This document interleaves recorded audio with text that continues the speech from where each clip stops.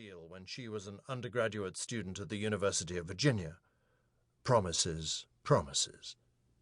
They sat 3 rows behind the Carolina bench, so close to the court they could hear the famous Duke coach unleash a profanity-laced tirade, first at his players, then at the referees, and then, at half-time, at the crowd as he trotted off the court with his team.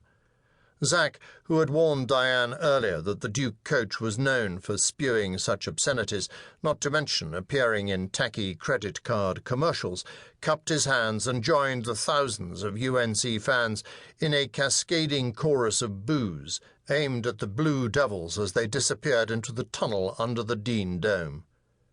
When the boos turned into a groundswell of applause, Diane sensed she was being watched.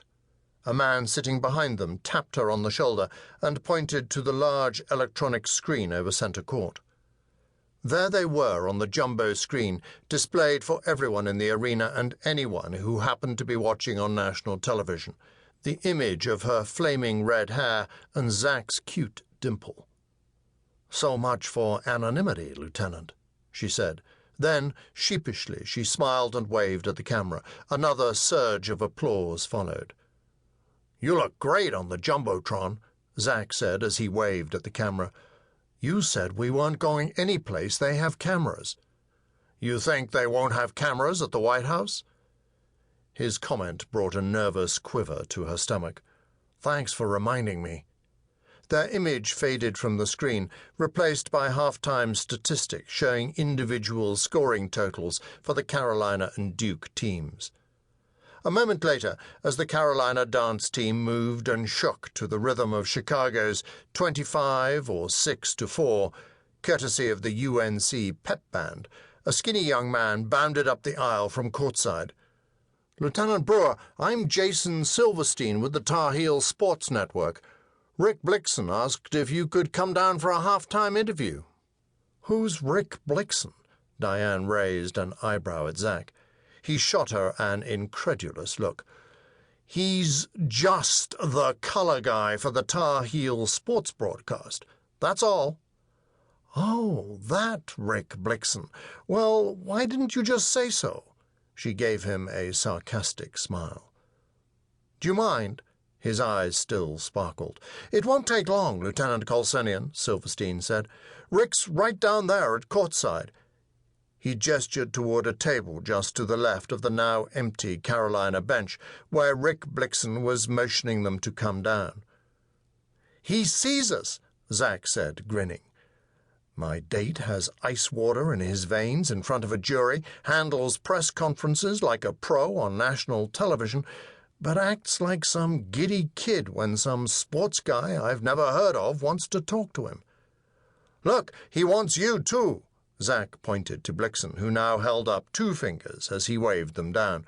"Come on, it'll be a blast." Diane met Jason Silverstein's gaze, and when he nodded, she said, "Oh, all right."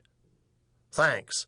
Zack gave her a quick peck on the cheek, then stood, and following Silverstein's lead, escorted her down the center aisle to the court. Rick Blixen extended his hand, first to Diane, then to Zack.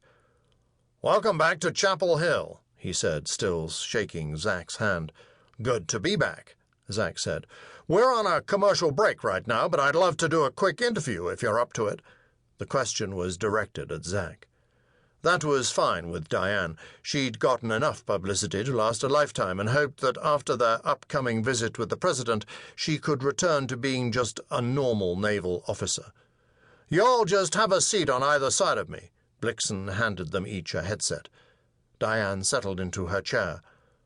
"You're not going to interview me, too, are you?" "He's the Carolina grad," Blixen said, "but maybe just a couple of comments." He gave her a puppy-dog smile. "After all, you're part of the package." She leaned forward, looked around Blixen, and shot Zack another raised eyebrow. "She doesn't like publicity," Zack said, chuckling. "Tell you what," Blixen said as the Carolina dance team wrapped up their routine.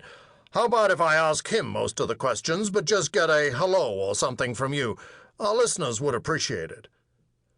Before she could answer, an unidentified voice came through her headset. 3, 2, 1, live.